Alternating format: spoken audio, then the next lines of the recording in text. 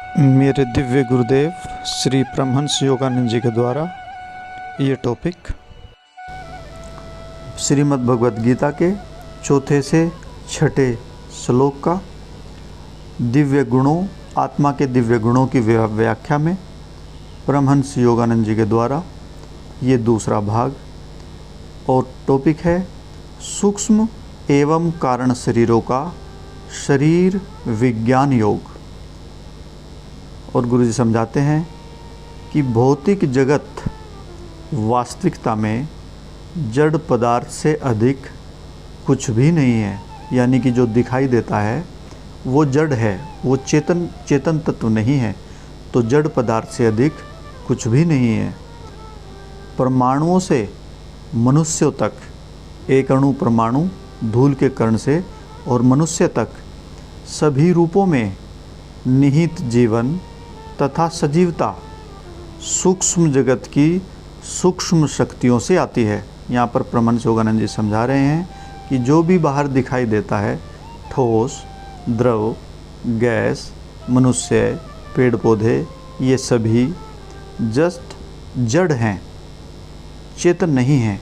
चेतना की शक्ति, सजीवता की शक्ति, जीवन की शक्ति सूक्ष्म जगत की सूक्ष्म शक्तियों से आते हैं। और गुरु जी आगे समझाते हैं ये यानी कि सूक्ष्म शक्तियाँ कारण और वैचारिक सृष्टि की यानी कि और अधिक सूक्ष्म शक्तियों से उत्पन्न हुई हैं। यहाँ पर गुरु जी ने समझाया कि जो दिखाई देता है, जो अणु और परमाणु का ये ब्रह्मांड है, ये जड़ है। इसमें जो सजीवता और जीवन है वो सूक्ष्म लोक की वजह से प्रकट है, और सूक्ष्म लोक, ये जीवन, ये सजीवता उससे भी परे कारण लोक की वैचारिक सृष्टि से उत्पन्न है। यहाँ पर गुरुजी समझाते हैं जो ईश्वर की चेतना से निकलते सृजनात्मक स्पंदनात्मक विचार हैं। गुरुजी समझाते हैं कि जो कारण लोक है वो परमात्मा के स्पंदनात्मक यानी कंपनशील विचार मात्र हैं। मनुष्य अपने आप में एक लघु जगत के रूप में, अगर मनुष्य को एक छोटा जगत माना जाए तो मनुष्य लघु जगत के रूप में सभी प्रकार से विराट जगत का प्रतीक है। उसका भौतिक शरीर, दिखाई देने वाला शरीर जड़ पदार्थ है। उसका जीवन और उसकी इंद्रियों के द्वारा अनुभव करने और चेतना के द्वारा जानने की अक्षमता उसके सूक्ष्म और कारण शरीरों की सूक्ष्म शक्तियों और ताकतों पर निर्भर है, जो अंतर्वासी आत्मा या ईश्वर की चेतना के उपकरण हैं। भौतिक शरीर का सर्जन और पोषण सीधे सूक्ष्म शरीर की शक्तियों के द्वारा ही होता है। सूक्ष्म शरीर और उसकी शक्तियाँ मुख्यतः जीवन शक्ति या प्राण है। प्राण की शक्ति चेतना और इलेक्ट्रॉनों का एक मिश्रण है, जिसे प्राण अणु नाम दिया जाता है। प्राण अणु यानी कि लाइफ्ट्रॉन और इलेक्ट्रॉनों में अंतर यह है कि प्राण अणु प्रज्ञाशील है, इंटेलेक्चुअल है, और इलेक्ट्रॉन सिर्फ यांत्रिक है। एक बल्ब में चमकती बिजली बल्ब को उत्पन्न नहीं कर सकती। एक बल्ब में चमकती बिजली बल्ब को उत्पन्न नहीं कर सकती। बल्ब और उसमें जल रही बिजली के बीच एक यांत्रिक संबंध है, परंतु शुक्राणु और डिंब की संयुक्त कोशिका में उपस्थित प्राण शक्ति उस मूल कोशिका को एक भ्रूण में और अंततः एक पूर्ण विकसित मनुष्य में रूपांतरित कर देती है। यहाँ पे गुरुजी समझा रहे हैं कि प्राण की शक्ति जो प्रज्ञाशील है, यानी कि जिसमें सभी किस्म के ज्ञान हैं, एक प्राण शक्ति एक आत्मा को शरीर प्रदान करती है, जबकि स्वयं इलेक्ट्रॉन इसको नहीं कर सकते। सूक्ष्म शरीर की सृजनात्मक प्राण शक्ति मेरुदंड और मस्तिष्क के 7 सूक्ष्म चक्रों के माध्यम से भौतिक शरीर में उतरती है और इन चक्रों में केंद्रित रहती है तथा इनके माध्यम से बाहर व्यक्त होती है। गर्भ ठहरने के समय के तुरंत पश्चात, गर्भाधान के तुरंत पश्चात कुछ दिनों के भीतर एक तंत्रिका प्रणाली के खांचे को भ्रूण में अलग से देखा जा सकता है। विकास की इस पहली अवस्था में मेरुदंड, मस्तिष्क और स्नायु तंत्र बनते हैं और इन विकासशील भागों से शेष मानव जीव विकसित होता है। यह सब सूक्ष्म शरीर के शक्तियों का ही कार्य है। जिस प्रकार भौतिक शरीर में एक मस्तिष्क, एक मेरुदंड यानी कि रीढ़ की हड्डी और जिसमें नसों के जोड़े होते हैं, जो विशुद्धाख्या यानी कि विशुद्ध चक्र, अनाहत, मणिपुर, स्वादिष्ठान और मूलाधार अक्षेत्रों पर जालक यानी कि प्लेक्सिस यानी कि ग्रंथियाँ यानी कि युग्म और बहुशाखीय परिछाया यानी कि मैनी ब्रांचेज पेरिफेरल स्थायी तंत्र बनाते हैं, उसी प्रकार सूक्ष्म शरीर में हजारों किरणें, सहस्त्र किरणों का एक सूक्ष्म मस्तिष्क यानी कि सहस्त्र दल कमल है, एक सूक्ष्म मेरुदंड जिसमें प्रकाश और ऊर्जा के सूक्ष्म केंद्र है और एक सूक्ष्म स्नायु तंत्र जिसकी असंख्य ज्योतिर्मय वाहिकियाँ यानी कि चैनल्स को नाड़ियाँ कहते हैं। सूक्ष्म शरीर की शरीर क्रिया भौतिक शरीर की शरीर क्रिया को अनुप्राणित करते हैं यानी कि चलाते हैं। सूक्ष्म शरीर 5 ज्ञान इंद्रियों और 5 कर्म इंद्रियों की शक्तियों तथा उपकरणों का स्रोत है। सूक्ष्म स्नायु तंत्र प्राण के 5 विशिष्ट रूपों के प्रवाह को वितरित करता है, जो भौतिक शरीर में क्रिस्टलीकरण, परिसंचरण यानी कि सर्कुलेशन, आत्मसात्करण यानी कि एसिमिलेशन, उपापचयन यानी कि मेटाबॉलिज्म और निष्कासन एलिमिनेशन के रूप में प्रकट होते हैं। प्रकाश की मुख्य सूक्ष्म मेरुदंड यानी कि सुषुम्ना के भीतर 2 और ज्योतिर्मय मेरुदंड है। सुषुम्ना या प्रकाश की बाहरी आवरण उन सूक्ष्म प्राणाणुओं की स्थूल क्रिया को नियंत्रित करता है। 7 सूक्ष्म मेरुदंडीय चक्र और उनके 5 स्पंदनात्मक सर्जनात्मक तत्वों जैसे पृथ्वी, अग्नि, वायु, आकाश आदि द्वारा किए जाने वाले सभी क्रियाकलापों से जुड़े हैं, जो भौतिक शरीर का सर्जन एवं पोषण करते हैं। सुषुम्ना मूलाधार चक्र से मस्तिष्क तक आती है। सुषुम्ना के 2 ओर उसकी 2 सहायक नाड़ियाँ हैं। बाईं नाड़ी को ईड़ा और दाईं को पिंगला बोलते हैं। 72,000 नाड़ियों में ये 2 प्रमुख नाड़ियाँ सूक्ष्म अनुसंवेदी स्नायु तंत्र की प्राथमिक वाहिकियों का गठन करती हैं। स्थूल भौतिक शरीर के तद अनुरूप अनुसंवेदी स्नायु तंत्र को नियंत्रित भी करती है। सुषुम्ना के भीतर दूसरा सूक्ष्म मेरुदंड है जिसे वज्रा कहते हैं।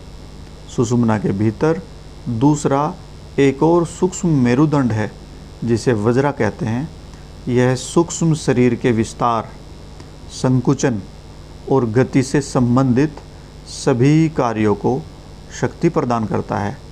वज्रा नाड़ी स्वादिष्ठान चक्र और अनुत्तरिक केंद्र से ऊपर की ओर जाती है। वज्रा के भीतर चित्रा नामक सूक्ष्म मेरुदंड छिपा है, जो चेतना से संबंधित आध्यात्मिक गतिविधियों को नियंत्रित करता है। इन तीनों सूक्ष्म मेरुदंड की गतिविधियां मुख्य रूप से सूक्ष्म मस्तिष्क या सहस्त्र किरणों के सहस्त्रार द्वारा नियंत्रित होती है। प्रकाश के सहस्त्र दल से निकलती जीवन और प्रज्ञा की विशिष्ट किरणें विभिन्न सूक्ष्म चक्रों में सीधे प्रतिबिंबित होती है और प्रत्येक केंद्र को उसकी विशिष्ट गतिविधियां एवं चेतना प्रदान करती है। जैसे भौतिक मस्तिष्क के विभिन्न भाग भौतिक मेरुदंड की जालियों या जालिकाओं प्लेक्सिस की विशिष्ट नसों और केंद्रों से जुड़े हैं। जिस प्रकार भौतिक शरीर मुख्य रूप से मांस का बना है तथा सूक्ष्म शरीर प्राण, प्रज्ञाशील प्रकाश और या प्राण अणुओं का बना है, उसी प्रकार कारण शरीर विशेष रूप से विचारों, जिन्हें मैंने विचार अणु यानी कि थॉट्रॉन नाम से जाना है, से बना है। यह सूक्ष्म और भौतिक शरीरों के पीछे कारण शरीर की शक्तियों की उपस्थिति है, जो इन दो शरीरों के अस्तित्व का कारण है और उन्हें बनाए रखती है। कारण शरीर की ये शक्तियाँ मनुष्य को एक चेतन, एक संवेदनशील जीव बनाती हैं। कारण शरीर में ज्ञान का आध्यात्मिक मस्तिष्क है और एक आध्यात्मिक मेरुदंड जिसे ब्रह्मनाड़ी कहते हैं।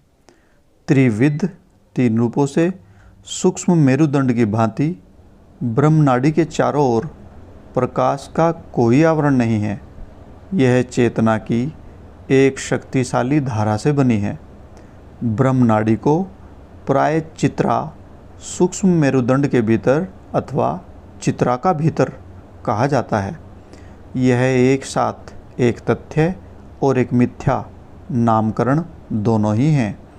केवल ब्रह्मनाड़ी को ही, जो कारण शरीर का मेरुदंड है और विचार के स्पंदनों या चेतना का बना है, सापेक्षतः भीतर या 3 सूक्ष्म मेरुदंडों द्वारा क्रमशः भौतिक शरीर मेरुदंड से ढके हैं और ढकी हुई कहा जाता है। 3 शरीरों और उनके मेरुदंडों के रूप एक दूसरे पर आरोपित स्थूलता की मात्रा से संबंधित है, जिससे सूक्ष्म स्थूल से ढका रहता है, यद्यपि उसके द्वारा बाधित नहीं है। आत्मा के भौतिक, सूक्ष्म और कारण शरीर रूपी माध्यम विभिन्न स्थूल और सूक्ष्म शक्तियों के बीच पारस्परिक क्रिया के द्वारा एकीकृत रूप से बने रहते और कार्य करते रहते हैं।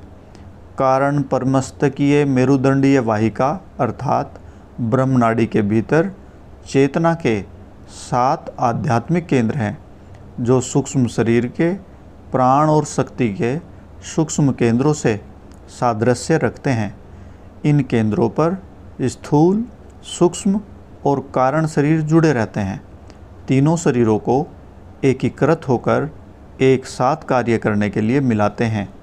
स्थूल शरीर जो सूक्ष्म प्राण से अनुप्राणित होता है, यानी कि सूक्ष्म शरीर, स्थूल शरीर जो सूक्ष्म प्राण की वजह से जीवन पाता है, और कारण चेतना जो उसे बोध करने, सोचने, इच्छा करने और अनुभव करने की शक्ति देती है। कारण मस्तिष्क ब्रह्मांडीय चेतना का भंडार है। ब्रह्म तथा इसकी व्यक्तिक अभिव्यक्ति आत्मा का नित्य विद्यमान, नित्य सचेतन और नित्य नवीनानंद। जैसे यह चेतना कारण परमस्तकीय मेरुदंड केंद्रों के द्वारा नीचे उतरती है, यह कारण परमस्तक यानी कि सेरिब्रम में प्रज्ञा के रूप में, कारण मेरुशीर्ष यानी कि मेडुला में अंतर्ज्ञान के रूप में, कारण विशुद्ध चक्र में शांति के रूप में, कारण अनाहत चक्र में प्राण की शक्ति के पीछे की चेतना के रूप में, कारण मणिपुर चक्र में चेतना आत्मनियंत्रण की शक्ति के रूप में, कारण स्वादिष्ठान चक्र में डटे रहने की शक्ति के रूप में और कारण मूलाधार चक्र में संयम की शक्ति के रूप में अभिव्यक्त होती है। आत्मा की ब्रह्मांडीय चेतना की अभिव्यक्तियाँ जो कारण परमस्तकीय मेरुदंडीय केंद्रों में से नीचे की ओर आती हैं, इच्छा शक्ति की क्रिया द्वारा अनंत विचारों रूपी कोशिकाओं को जो कारण शरीर की संरचना करती है को ज्ञान प्रदान करती है। जब यह चेतना कारण शरीर से बाहर की ओर सूक्ष्म शरीर में जाती है और वहाँ से पदार्थ के प्रति इंद्रियों की आसक्ति के आकर्षण से खींचकर स्थूल शरीर में जाती है, तो यह मूल ब्रह्मांडीय चेतना की सूक्ष्म अभिव्यक्ति अधिक भ्रमित और स्थूल हो जाती है और अपनी सच्ची ईश्वरीय प्रकृति को खो बैठती है। शुद्ध आनंद में प्रज्ञा अर्थात ज्ञान विवेक में परिवर्तित हो जाता है और संवेदी संस्कारों की सीमितताओं से विकृत होकर विवेक इच्छाओं से आबद्ध अंधा मन बन जाता है। इससे भी अधिक स्थूलता से अभिव्यक्त होकर मन बोध की शक्ति को खो देता है और जीवन जड़ पदार्थ बन जाता है। अभिव्यक्ति की इन अवस्थाओं को योग में आवरण अर्थात कोष कहा जाता है।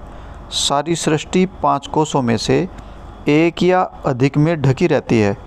ये माया के आवरण हैं, जिनमें से प्रत्येक डिसेंडिंग ऑर्डर यानी कि अवरोही क्रम में ईश्वर अर्थात संपूर्ण सृष्टि के वास्तविक कोष अर्थात वास्तविक कारण या सार को अधिक मात्रा तक ढकते हैं।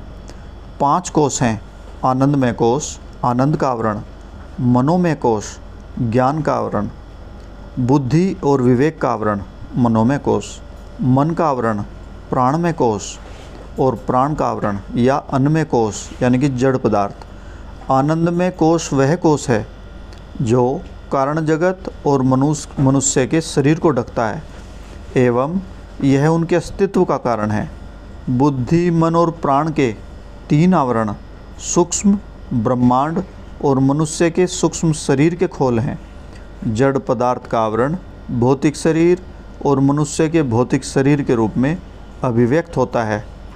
जड़ पदार्थ से ब्रह्म तक ऊपर के क्रम में जीवन के 5 क्रम विकास से स्वाभाविक चरण इन 5 कोषों के ही परिणाम हैं। जब एक एक करके इन कोषों को खोला जाता है तो उसके अनुरूप जीवन में प्रगतिशील उच्चतर भाव की अभिव्यक्ति होती है। जय गुरु जी।